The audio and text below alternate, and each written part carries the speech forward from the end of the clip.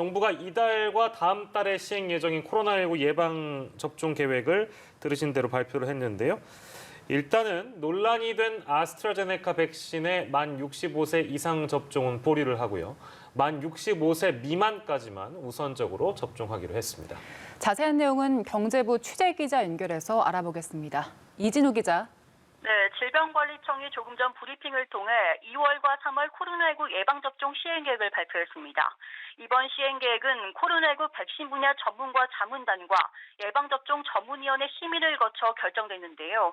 추진단은 우선 요양병원과 요양시설 등 고령층 집단시설에 만 65세 미만 입소자와 종사자를 대상으로 아스트라제네카 백신 예방접종을 시작하기로 했습니다.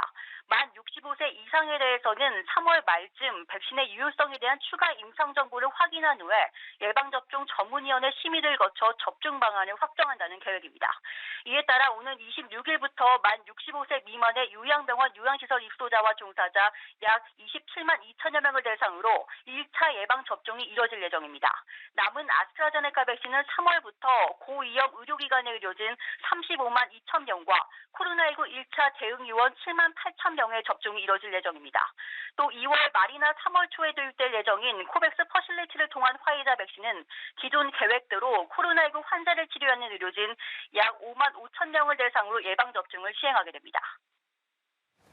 네, 앞서 식약처의 3차례 검증이 있었는데 일단 아스트라제네카의 65세 이상 접종에 대해서 승인을 하되 의사 판단에 따라서 신중하게 접종하라 이렇게 권고를 했었는데요. 이번 최종 질병청 판단도 이런 입장에서 변화된 건 크게 없다 이렇게 보면 되겠습니까? 네, 그렇습니다. 예방접종 전문위원회는 일단 아스트라제네카 백신의 안정성과 효과성에 대해서는 명백하다고 판단했습니다. 면역 완성이 확인됐고 중증 질환이나 사망 예방 효과도 확인됐기 때문인데요. 다만 65세 이상 연령층에서 백신 효능에 대한 통계적인 유의성 입증이 부족한 부분을 지적했습니다. 이런 고령층에 대한 백신 효능 논란이 국민과 의료인의 백신 수용성을 떨어뜨려서 접종률을 저하시킬 우려가 있다고 본 겁니다. 이 때문에 65세 이상 연령층에 대해서는 아스트라제네카 백신 효능에 대한 추가 자료를 확인하고 예방접종을 시행하는 것으로 결정했습니다. 이번 시행계획에서는 백신과 접종 대상자의 특성을 반영한 맞춤형 접종 절차도 마련됐는데요.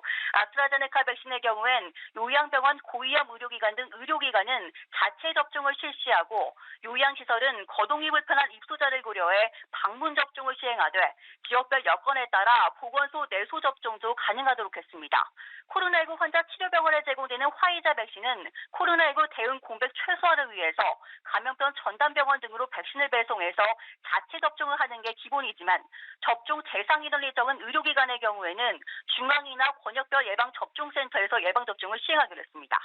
지금까지 경제부에서 전해드렸습니다.